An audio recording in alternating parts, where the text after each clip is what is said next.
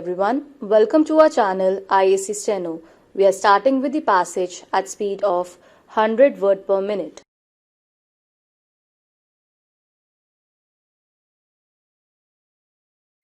Mr. Vice Chairman, the Delhi Corporation and the Congress Party and also the other political parties in the corporation, in the last corporation as well as in the present one, appointed one committee from the corporation consisting of all the parties, which was to consider and decide what amendments they wanted in the Municipal Corporation Act. In the present corporation also a similar committee is there which has been examining the desirability of introducing new legislations to amend and improve the functioning of the present corporation. That committee is deciding and considering this issue, and its proposal and suggestions will be sent to the Home Ministry very shortly. The Home Ministry is also very anxious that various amendments should be brought forward and that the Act should be improved so as to make the corporation very effective and efficient. The Home Ministry have asked for suggestions and proposals from this committee, and the committee is also anxious about it. That's being the case, I think that this bill may be postponed pending the consideration of all the suggestions which will come not only from this committee but from the Home Ministry. The Home Ministry themselves have quite a few proposals in view to introduce so as to take care of the various lacunae that are there. Also, this committee of the corporation and the Congress Party in Delhi as well as other political parties in Delhi are anxious to make their suggestion. All those suggestions from all the parties and this corporation committee have to be examined in detail by the Home Ministry as well as the other departments concerned, and there could be several suggestions by the ministry itself. So when all those proposals come, then I think the whole bill should be taken up and one complete comprehensive bill should be introduced to take care of all the difficulties, shortcomings and defects that there are in the Municipal Corporation Act. I may only briefly touch some of the difficulties that we have been facing for a very long time. I think the ministry is very particular that the power should be kept in the hands of the executive.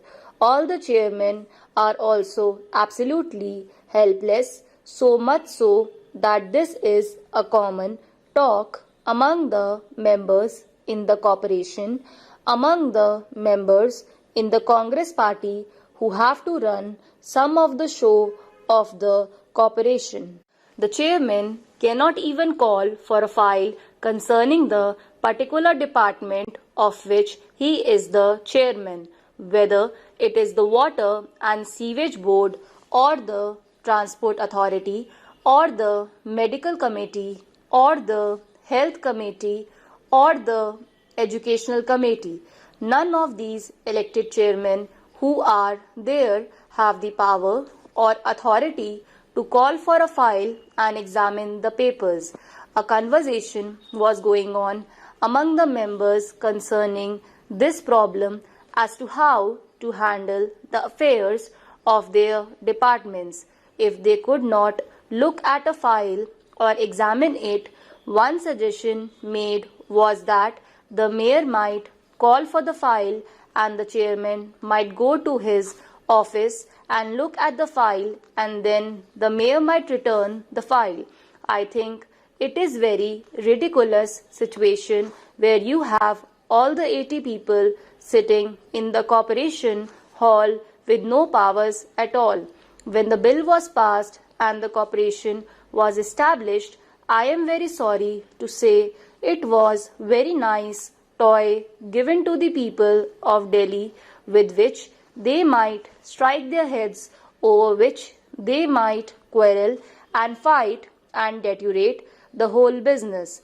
It is because they have nothing to do, they have no powers. Then, as our experience goes to show, the machinery of the government is generally not so cooperative. The government are not at all interested in seeing that the corporation's function should be successful or efficient, or that the corporation should succeed. By and large, and very unfortunately, they really want that this whole show should be going well. They just as well want to enjoy the failures of the corporation and the laugh over them, and even propagate the failures everywhere, in public and in private, here and there. It is very discouraging, very bad for the moral of the administration and the public at large. Unfortunately, it is like that. It is a fact to reckon with. It is a situation to be faced.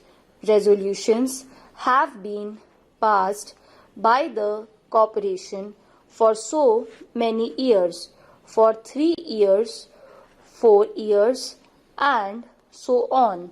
But I think half of the resolutions have not been implemented. Provisions has been made in the budgets for various things, but the money has not been used. The machinery of the corporation is not bothered about it, or is not serious enough or concerned about implementing the resolutions passed by the government. The resolutions passed by the corporation have certainly to be taken very seriously and implemented faithfully. There is no faithful implementation.